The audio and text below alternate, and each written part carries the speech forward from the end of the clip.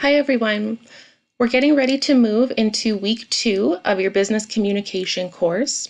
By now, most of you should have worked through module 1, and most of you introduced yourself on the introduction discussion board. So thank you for doing that. It was great to hear from you.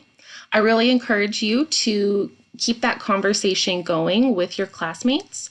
It can be isolating in an online course when it feels like you're just on your own at your computer at home. But as you've seen, there are a bunch of you in this course. So I encourage you to use that as a resource and be supportive of one another. So continue discussing in the coffee shop discussion board or emailing each other or chatting through D2L so that you have that support throughout the term. So we are getting ready to move into module 2. So I'm just going to give just a quick overview of what that's going to look like. So module 2 is about the book, The 7 Habits of Highly Effective People.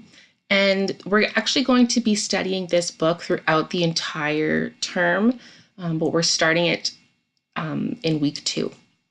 So when you start a new module, you go into your content and click on the module. And the first web page is going to be an overview of what that module is going to be. So the book, The 7 Habits of Highly Effective People, has been around for about 25 years. It's very popular. Many people have read it as sort of a personal and professional resource in being self-reflective and evaluating our role in our workplace or in our personal lives. So one of the reasons we're going to be reading this book is because business communication, it's important to be self-reflective, but also one of the best ways to improve our written communication skills is to read. Reading is really important in becoming a better communicator. It can help you to increase your vocabulary, and it also helps to increase your comprehension skills. So when you improve your comprehension skills, you will be able to better understand written communication, whether that's some sort of technical manual in your job or even the emails that you receive in your workplace.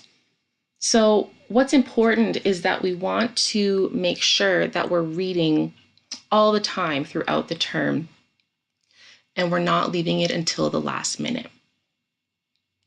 So when you start a module, you're going to read over the overview page. The overview page will give you an introduction, and it will also outline what learning outcomes and objectives we're going to be meeting in this module. It will also outline the learning activities and the performance assessment. The performance assessment are what you are submitting for marks based on this module. So this module, based on the 7 habits, actually has 3 assessments, but they are due at different times during the term. And you will see those due dates on your course schedule, on your syllabus. And of course, I will be reminding you as the term progresses. The first assignment is due at the end of week 2. Once you've read through the overview page, you can click to the first learning activity. This outlines how the book is going to be split up into 3 different chunks. The first chunk for the first assignment is based on pages 1 to 101. You may have noticed that earlier in the week I posted a news item and suggested that you begin reading the book. This is because it's much easier to read a few pages every day than to try to read a large chunk all at one time. If you haven't started reading the book, that's okay, but you need to start as soon as possible. Think about what your schedule is like over the next week. I suggest that if you start reading the book this weekend, you're reading about 20 pages a day, whether that's on your break at work or before you go to bed, so that you have time to finish reading this first 100 pages and still have several days to complete your assignment. You might find it useful to pair up with another classmate or a group of classmates and be reading buddies and sort of hold each other accountable of reading a certain number of pages every day. That way, you're not going to be rushing to read 70 pages the night before the assignment is due.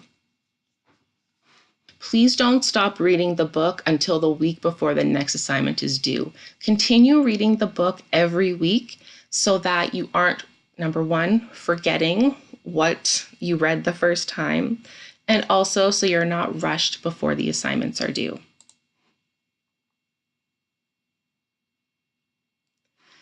The second learning activity is about the author, Stephen Covey's background, and there is a 20-minute video you can watch about him being interviewed, and then there are some questions you can answer. These learning activities are not for marks. You do not need to submit them to me. However, if you have questions about them, please let me know. Just because they aren't for marks doesn't mean that you shouldn't do them. The learning activities are here to help you build the foundational skills you need in order to complete the assignments and be successful on them.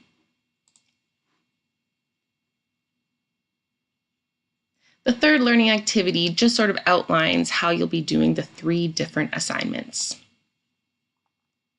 The fourth learning activity is about how to write reflectively, which is what the 7 Habits assignments are about. So this is really important to go through, and there's also a short video to watch that demonstrates how to write reflectively. If you have any questions about this as you work through this learning activity, please let me know. So those are the 4 learning activities that you will work through in this module. I will probably try to do another video probably on Monday or Tuesday that will go over the first assignment for 7 Habits and how you can approach it, the different ways that you can approach that assignment, how you submit it to the Dropbox in case you haven't done that before in any of your courses. And I'll also talk a little bit about the Turnitin software, which you may have read about in Module 1. So I suggest that you get started on reading the 7 Habits if you haven't already. If you have any questions, please feel free to email me, and have a great weekend.